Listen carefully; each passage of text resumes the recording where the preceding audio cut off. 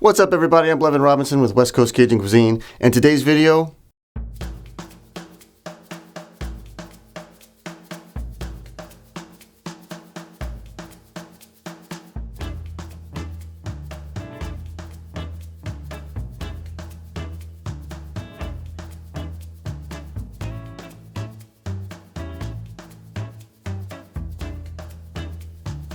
Shrimp Creole.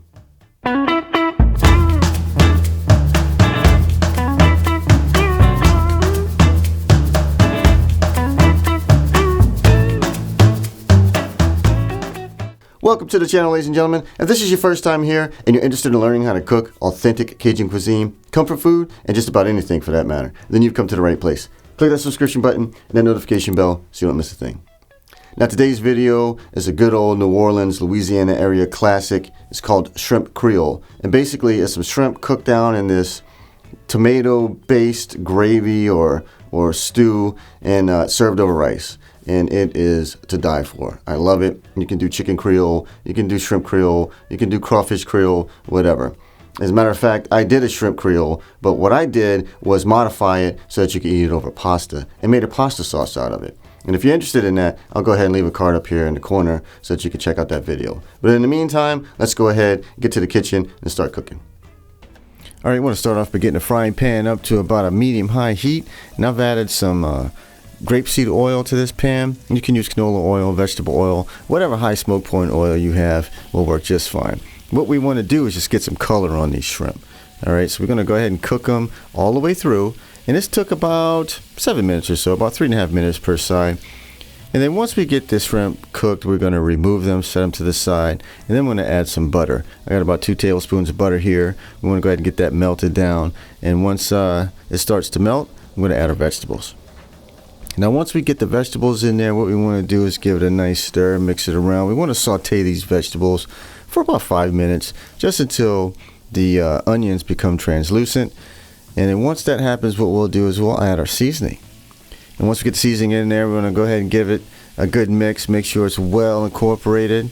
And we'll cook this down for probably another 3 minutes or so. And then what we're going to do is go ahead and add our garlic. Now, once we get all of our garlic cloves pressed into this, what we'll do is give it a quick mix. And we just want to cook this down for probably another 3 minutes. Just let the garlic start to release its flavors. And then what we'll do is we'll add our can of chopped tomatoes. And once we get the can of chopped tomatoes in there, yet again, give it a good mix. Make sure that's well incorporated. And then what we'll do from there is add a little bit more seasoning. Now, once we get the seasoning in there, we're going to do the same thing. We're going to give this a really good mix. We want to make sure everything's well incorporated. We're going to let this simmer for probably about 5 to 10 minutes. After about 5 minutes or so, what I'll do is give it a quick mix, make sure nothing's sticking to the bottom of the pan. And then we'll add chicken stock. Now, I have about 2 cups of chicken stock or so here that I'm going to add. And then once I do that, we'll give it a quick mix. And then from here, what I'm going to do is add about 1.5 ounces of tomato paste.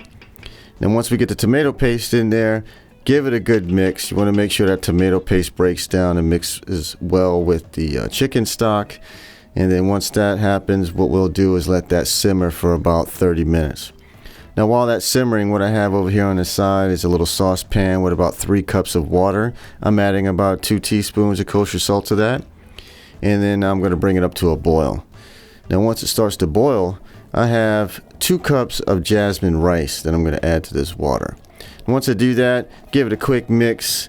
I will cover it with the lid, and then we'll set the temperature down to low and let that cook for about 20 minutes.